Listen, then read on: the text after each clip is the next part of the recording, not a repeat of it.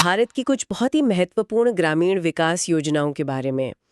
हम इन योजनाओं के जरिए भारत के ग्रामीण विकास की पूरी कहानी को समझना चाहते हैं। एक कहानी।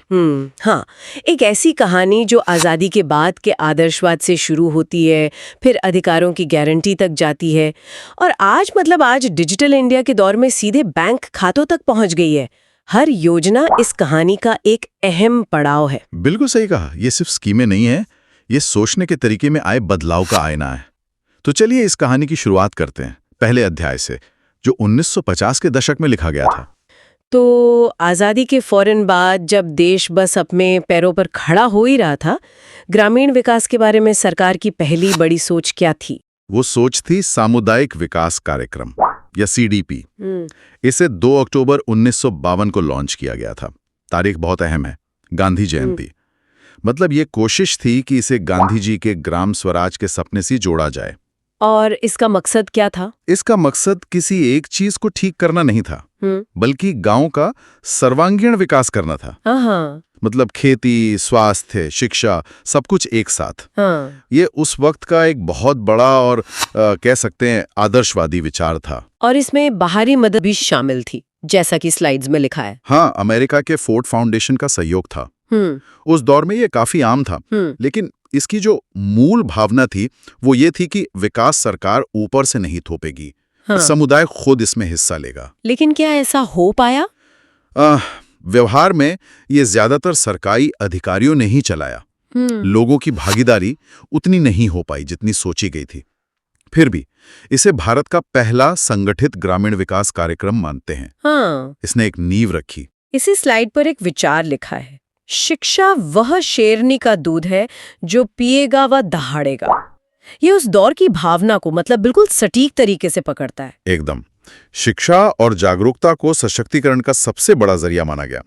अब अगर हम कहानी में थोड़ा आगे बढ़ें तो सरकार को एहसास हुआ कि सिर्फ सामुदायिक भावना से काम नहीं चलेगा, बल्कि ग्रामीण अर्थव्यवस्था की जो रीढ़ है यानी कृषि और किसान, उन पर सीधे ध्यान देना होगा। और यहीं से उन योजनाओं का दौर शुरू हुआ जो सीधे किसानों की जेब और जमीन से जुड़ी थी। इसमें सबसे पहला नाम शायद किसान क्रेडिट कार्ड का आता है। जी, केसीसी योजना। ये 1998 में आई और ये एक बहुत बड़ा बदलाव था। कैसे? इससे पहले किसानों को हर फसल के लिए बैंक से लोन लेने की एक लंबी प्रक्रिया से गुजरना पड़ता था। केसीसी ने उन्हें क्रेडिट लिमिट दे दी, जैसे हमारे आपके पास। हाँ बिल्कुल, जैसे क्रेडिट कार्ड होता है, वो अपनी जरूरत के हिसाब से बीज, खाद के लिए पैसा निकाल सकते थे और जब फसल बिके तो चुका सकते थे। इसने किसानों को साहूकारों के चंगुल से निकालने में काफी मदद की। तो ये किसानों को एक तरह की वित्तीय आजादी देने की तरफ पहला कदम था। लेकिन सिर्फ पैसा देना तो काफी नहीं होता, उस पैसे का सही इस्तेमाल हो ये भी तो जरूरी है। आपने बिल्कुल सही नब्ज पकड़ी। इसी सोच के साथ 2015 में मृदा स्वास्थ्य कार्ड योजना आई। नारा था स्वस्थ धरा खेत हरा। इसका कॉन्सेप्ट बहुत सरल था पर क्रांतिकारी। सरकार ने कहा, हम आपकी जमीन की मिट्टी की जांच करेंगे और आपको एक रिपोर्ट कार्ड देंगे। एक तरह से जमीन का हेल्थ चेकअप। बिल्कुल। उस रिपोर्ट कार्ड में लिखा होता था कि आपकी मिट्टी में किस पोषक तत्व की कमी है और किसकी अधिकता। तो किसान को पता चलता था कि उसे कौन सा उर्वरक डालना है और कितना। वरना पहले तो अंदाजे से ही होता था सब। हाँ, किसान अंदाजे से यूरिया या डीएपी डालते रहते थे, पैसा भी बर्बाद होता था और जमीन की सेहत भी खराब। ये खेती में एक वैज्ञानिक सोच को बढ़ावा देने वाला बड़ा कदम था। ठीक है, तो किसानों को पैसा मिला, जमीन की सेहत सुधारने का तरीका भी मिल गया। लेकिन खेती तो हमेशा से मौसम का खेल रही है। अगर सूखा पड़ जाए या ओले पड़ जाएं तो सब कुछ बर्बाद। इसी जोखिम से बचाने के लिए 2016 में आई प्रधानमंत्री फसल बीमा योजना। फसल बीमा योजनाएं पहले भी थीं, लेकिन ये ज्यादा व्यापक थी। इसमें क्या नया था? इसमें न केवल प्राकृतिक आपदाओं को कवर किया गया, बल्कि स्थानीय आपदाओं को भी शामिल किया गया, जैसे ओलावृष्टि या भूस्खलन। और सबसे बड़ी बात, किसानों पर प्रीमियम का बोझ बहुत कम रखा गया। अच्छा। खरीफ के लिए सिर्फ 2%, रबी के लिए 1.5%, बाकी का बड़ा हिस्सा सरकार खुद भरती है। और फिर एक योजना आई जिसने सब्सिडी के पूरे विचार को ही बदल दिया। मेरा मतलब है पीएम किसान से। हाँ, प्रधानमंत्री किसान सम्मान निधि। 2019 में आई ये योजना किसानों की मदद के तरीके में एक बहुत बड़े, कह सकते हैं, दार्शनिक बदलाव का प्रतीक है। वो कैसे? पहले सरकार सब्सिडी देती थी, खाद पर, बीज पर या बिजली पर। पीएम किसान ने कहा, हम किसान को सीधे नकद देंगे, 6,000 रुपए सालाना 3 किस्तों में। इसका असर क्या हुआ? असर ये हो कि अब किसान खुद तय कर सकता है कि उसे उस पैसे का क्या करना है। हो सकता है उसे बीज ना खरीदना हो, बल्कि खेत की जुताई के लिए डीजल खरीदना हो या बच्चे की स्कूल की फीस भरनी हो।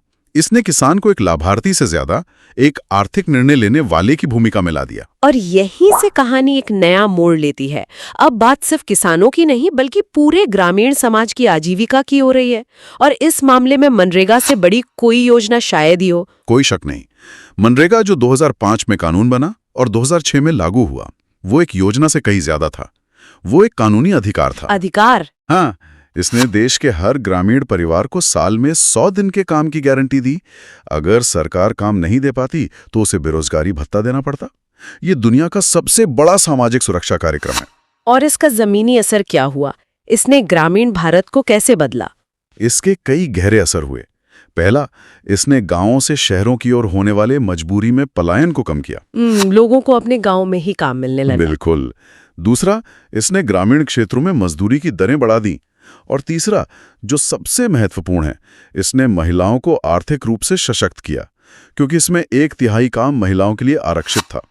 लाखों ग्रामीण महिलाओं के हाथ में पहली बार उनका अपना कमाया हुआ पैसा आया। हालांकि इसकी आलोचना भी होती है कि इसमें जो एसेट्स बनते हैं, जैसे तालाब या सड़कें, वो अच्छी क्वालिटी के नहीं होते। हाँ, ये आलोचना जायज है और इस पर लगातार काम भी हो रहा है, लेकिन इसके सामाजिक आर्थिक प्रभाव को नकारा नहीं जा सकता। 2 अक्टूबर 2009 को जब इसके नाम में महात्मा गांधी जोड़ा गया, तो ये सिर्फ एक प्रतीकात्मक कदम नहीं था। ये इस बात की स्वीकृति थी कि ये योजना गांधी जी के अंतिम व्यक्ति तक पहुंचने के विचार को साकार करती है। मनरेगा तो अकुशल श्रमिकों के लिए था, लेकिन गांवों में तो हुनरमंद कारीगर भी रहते हैं, बढ़ई, लोहार, कुम्हार। उनके लिए हाल में क्या सोचा गया? उनके लिए 2023 में पीएम विश्वकर्मा योजना आई है। ये एक बहुत ही दिलचस्प योजना है। ये मानती है कि भारत के पारंपरिक कारीगर और शिल्पकार सिर्फ मजदूर नहीं हैं, वो हमारी अर्थव्यवस्था का एक महत्वपूर्ण हिस्सा हैं। तो इसमें मदद कैसे की जाती है? इसके तहत 18 पारंपरिक व्यवसायों से जुड़े लोगों को न सिर्फ ट्रेनिंग और आधुनिक औजारों के लिए 15,000 रुपए की मदद दी जाती है, बल्कि उन्हें बिना गारंटी के सस्ता लोन भी मिलता है, ताकि वो अपना काम बढ़ा सकें। इस योजना की स्लाइड पर लिखा है, मंजिलें उन्हीं को मिलती हैं जिनके सपनों में जान होती है। बिल्कुल। ये तो बिल्कुल फिट बैठता है। ये योजना उन कारीगरों के हुनर को, उनके सपनों को एक नई उड़ान देने की कोशिश है। बिल्कुल। ये मेक इन इंडिया को जमीनी स्तर पर, गांव के स्तर पर ले जाने की एक कोशिश है। ठीक है, तो हमने खेती और रोजगार की बात कर ली, जी। लेकिन एक अच्छा जीवन सिर्फ पैसे से नहीं आता। स्वास्थ्य, घर और दूसरी बुनियादी सुविधाएं भी तो चाहिए। इस दिशा में सरकार की सोच कैसे विकसित हुई? इसकी शुरुआत हुई 2005 में राष्ट्रीय ग्रामीण स्वास्थ्य मिशन यानी NRHM से। इसका सबसे बड़ा योगदान था आशा कार्यकर्ताओं का कैडर बनाना। आशा कार्यकर्ता? हाँ जी, ये आशा कार्यकर्ता गांव की ही एक महिला होती थी, जो स्वास्थ्य प्रणाली और समुदाय के बीच एक पुल का काम करती थी। टीकाकरण से लेकर प्रसव तक उसने स्वास्थ्य सेवाओं को हर घर के दरवाजे तक पहुंचाया। स्वास्थ्य के बाद आती है घर की जरूरत। सबके लिए पक्का घर, ये तो एक बहुत पुराना सपना रहा है। इस सपने को पूरा करने के लिए प्रधानमंत्री आवास योजना ग्रामीण को 2016 में एक नए रूप में लाया गया। इसका पुराना नाम इंदिरा आवास योजना था। तो इसमें नया क्या था? जो बड़ा बदलाव आया वो था लाभार्थियों के चयन के तरीके में। अब चयन किसी नेता की मर्जी से नहीं, बल्कि 2011 की सामाजिक, आर्थिक और जाति जनगणना के डेटा के आधार पर होता है। इससे ये सुनिश्चित हुआ कि मदद सबसे जरूरीमंद तक पहुंचे। और घर के अंदर के जीवन को बेहतर बनाने के लिए, खासकर महिलाओं के लिए, उज्ज्वला योजना एक बड़ा कदम था। निश्चित रूप से 1 मई 2016 को शुरू हुई इस योजना ने करोड़ों ग्रामीण महिलाओं को लकड़ी और उपलों के धुएं से आज़ादी दिलाई। ये सिर्फ एक LPG कनेक्शन देने की योजना नहीं थी, ये महिलाओं के स्वास्थ्य से जुड़ी योजना थी। मतलब धुएं से होने वाली बीमारियों से बचाव। हाँ, साथ ही इसने उनका समय भी बचाया जो वे लकड़ी इकट्ठा करने में लगाती थी। हालांकि इसमें एक चुनौती ये भी सुनने में आती है कि पहला सिलेंडर तो मिल जाता है, लेकिन उसे दोबारा भरवाना कई परिवारों के लिए महंगा पड़ता है। ये एक वास्तविक चुनौती है और सरकार समय समय पर सब्सिडी के जरिए इसे दूर करने की कोशिश करती है। लेकिन इसने एक क्लीन एनर्जी की आकांक्षा तो पैदा की ही है। और इसी कड़ी में अगला कदम था जल जीवन मिशन, जिसका लक्ष्य था 2024 तक हर ग्रामीण घर में नल से जल पहुंचाना। इन सभी योजनाओं को अगर हम देखें, पीएम किसान की राशि, मनरेगा की मजदूरी, आवास योजना की सब्सिडी, इन सब में एक चीज कॉमन है। पैसा सीधे लाभार्थी के खाते में जाता है। लेकिन इसके लिए तो पहले खाता होना जरूरी है। और यहीं पर 2014 में लॉन्च हुई प्रधानमंत्री जनधन योजना पूरी तस्वीर को एक साथ जोड़ देती है। इसे आप इस पूरी कहानी का सबसे बड़ा इनेबलर कह सकते हैं, सूत्रधार। मेरा खाता भाग्य विधाता। हाँ, यही नारा था। इसने करोड़ों लोगों के जीरो बैलेंस पर बैंक खाते खोले। ये सिर्फ खाते नहीं थे, ये देश की आर्थिक मुख्यधारा से जुड़ने का टिकट था। मतलब ये वो वित्तीय प्लम्बिंग थी जिसके बिना डायरेक्ट बेनिफिट ट्रांसफर की कोई भी योजना सफल नहीं हो सकती थी। एकदम सही शब्द। इसी जनधन के पाइपलाइन के जरिए आज सैकड़ों योजनाओं का पैसा बिना किसी बिचौलिए के, बिना किसी लीकेज के सीधे लोगों तक पहुंच रहा है। इसने भ्रष्टाचार पर एक बहुत बड़ी चोट की। अब अंत में चूंकि ये स्लाइड्स उत्तर प्रदेश पर केंद्रित हैं, तो 2 यूपी विशिष्ट योजनाओं की भी बात कर लेते हैं। पहली है एक जनपद एक उत्पाद। ओडीओपी योजना जो 2018 में शुरू हुई, इस विचार पर आधारित है कि हर जिले की अपनी एक खास पहचान होती है, एक खास उत्पाद होता है। हाँ, कहीं का ताला मशहूर है तो कहीं की चिकनकारी। बिल्कुल। ये योजना उस स्थानीय उत्पाद की ब्रांडिंग, पैकेजिंग और मार्केटिंग में मदद करती है ताकि वो छोटे से कस्बे से निकलकर दुनिया के बाजार तक पहुंच सके। और दूसरी योजना मुख्यमंत्री कन्या सुमंगला योजना। ये बालिकाओं के सशक्तिकरण से जुड़ी एक बहुत ही महत्वपूर्ण योजना है।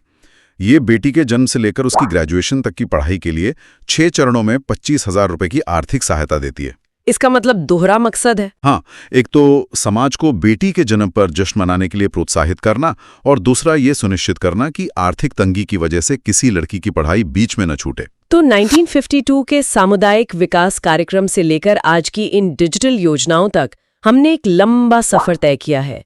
ये साफ है कि विकास की सोच सबके लिए कुछ से बदलकर हर किसी के लिए लक्षित कुछ की ओर बढ़ी है। बिल्कुल। पहले बड़े बड़े कार्यक्रम बनते थे, अब व्यक्ति और परिवार पर ध्यान केंद्रित है। परीक्षा की तैयारी करने वालों के लिए इन योजनाओं की तारीखें और तथ्य बेशक जरूरी हैं, लेकिन हम सभी के लिए ये समझना जरूरी है कि ये विकास की एक सतत यात्रा है। चलते चलते एक आखिरी विचार। इन सभी योजनाओं का मूल उद्देश्य है सशक्तिकरण। जैसा कि एक स्लाइड पे लिखा भी था, कोशिश करने वालों की कभी हार नहीं होती। ये योजनाएं लोगों को कोशिश करने का एक बेहतर मौका, एक बेहतर प्लेटफॉर्म देती हैं। हाँ, लेकिन यहाँ एक सवाल भी उठता है जिस पे हमें सोचना चाहिए। ये योजनाएं लोगों को गरीबी और मजबूरी से लड़ने में मदद करती हैं, पर क्या ये मदद उन्हें इतना सशक्त बना पाती है कि भविष्य में उन्हें इस मदद की जरूरत ही ना पड़े? दूसरे शब्दों में, सशक्तिकरण और निर्भरता के बीच की वो महीन रेखा क्या है? इस पे शायद हम सभी को एक नागरिक के तौर पर विचार करना चाहिए। आइए इन सरकारी योजनाओं से संबंधित कुछ महत्वपूर्ण प्रश्नों को देखते हैं जो एग्जाम की दृष्टि से अति महत्वपूर्ण हैं। पहला प्रश्न, मनरेगा योजना के तहत महिलाओं के लिए कितने प्रतिशत आरक्षण का प्रावधान है?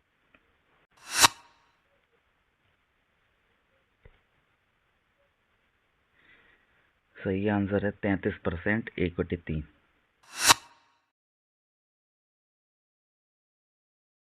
प्रधानमंत्री जन धन योजना का मुख्य मोटो क्या है?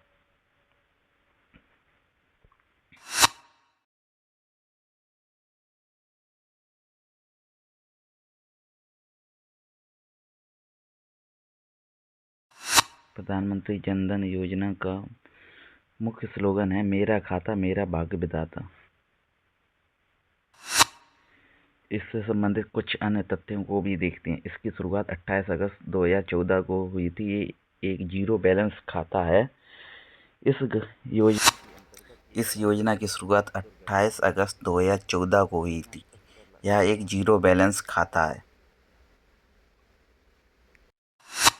प्रधानमंत्री उज्ज्वला योजना की शुरुआत उत्तर प्रदेश के किस जिले से हुई थी?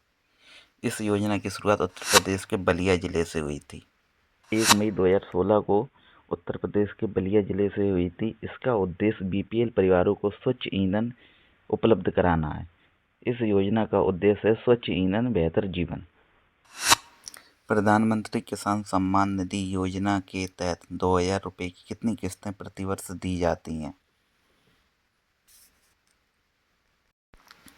इस योजना के तहत प्रतिवर्ष 2,000 रुपये की कुल 3 किस्तें दी जाती हैं। इस योजना की शुरुआत 24 फरवरी 2019 को गोरखपुर से हुई थी। जीवन मिशन के तहत प्रति व्यक्ति प्रतिदिन कितने लीटर पानी उपलब्ध कराने का लक्ष्य है? इस योजना के तहत प्रतिदिन प्रति व्यक्ति 55 लीटर पानी उपलब्ध कराने का लक्ष्य है।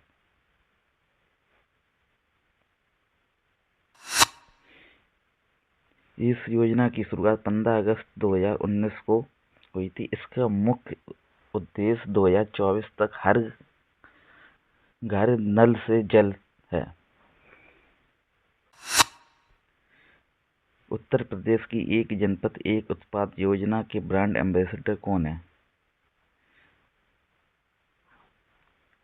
उत्तर प्रदेश की एक जनपद एक योजना के ब्रांड एम्बेसडर कंगना रनौत हैं।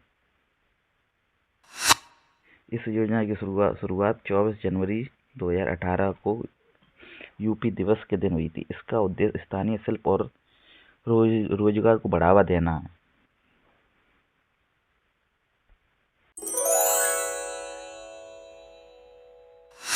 Thanks for watching. Don't forget to subscribe for next video.